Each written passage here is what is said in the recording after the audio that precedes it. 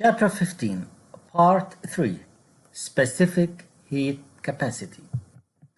You are all familiar with the fact that some foods, they remain hot much longer than others. There are many examples we can mention. Let's just mention one example.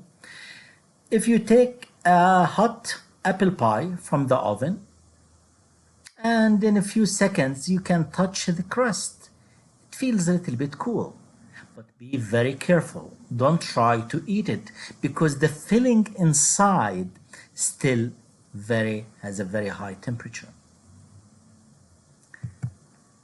Many other examples also you can mention or we can talk about, such as the frozen dinner in an aluminum pan. So the point is that different materials, different substances, they have different capacities for storing their internal energy, or let's say heat. Example, if you take some water, put it on a stove, then it might take like 15 minutes to be heated from room temperature to its boiling temperature. However, if you have same amount of mass of a different material, for example, iron, you put it on the stove, you can only wait for like 2 minutes for the iron to reach the same temperature as the water. If you put another material like silver, the time would be even less than a minute. So, a material requires a specific amount of heat to raise its temperature of a given mass a specific number of degrees. This quantity, we call it specific heat capacity. So what does it mean? The specific heat capacity of any material is the amount of heat needed to raise the temperature of 1 gram of that material by 1 degree Celsius. Of course, the number is different for different materials. So if you look at this table, you can see here in the first column, different materials. On the second column, and the third column, you can find the specific heat capacities in 2 different units. The second column, the unit is joules per gram per degree Celsius.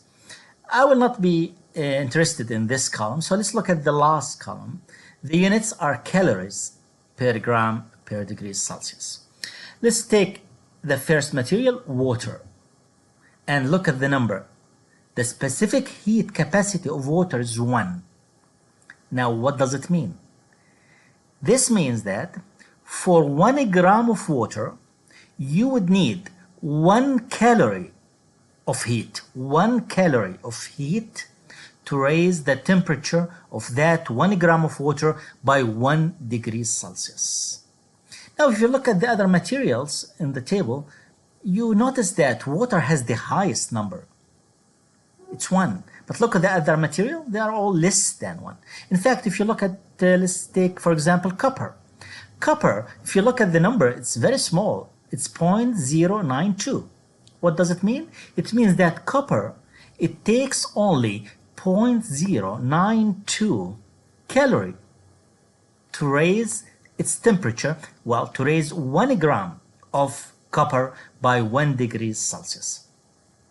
So, very interesting that water has the highest amount of specific heat capacity. If you look at silver, it has much smaller also than water.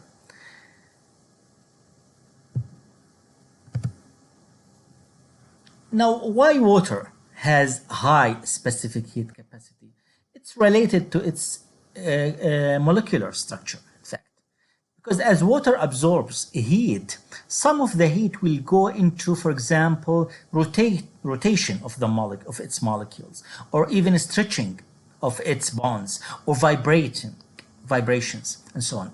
So some of the heat will appear as temperature, but the other amounts will only go into internal energy of the molecular structure of water.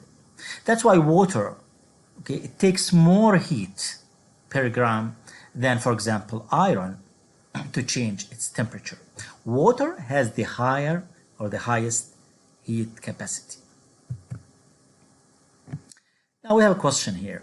So we have a lake and there's sand between, and the sun is shining on both. So the question is, which one, water or sand, has a higher specific heat capacity? Please think about it before we continue. Look at the temperatures in water and in sand. Well, the answer is water has greater heat capacity than sand. Water requires or absorbs more heat to raise its temperature. So this means water is slower to warm. Why? Because it needs more heat to raise its temperature. So it is much slower to warm. Sand, on the other side, will heat quickly because it will only require a smaller amount of heat to raise its temperature. Same thing for cooling, of course. Sand is slower, or is faster, sorry. Sand is faster in heating. Also, it is faster in cooling. Water, on the other hand, is slower in heating, and also it will be slower in cooling. Of course, this is a very important concept that affects temperature and affects local climates. Because of this property, water is very useful to be used as a coolant agent, and you know that.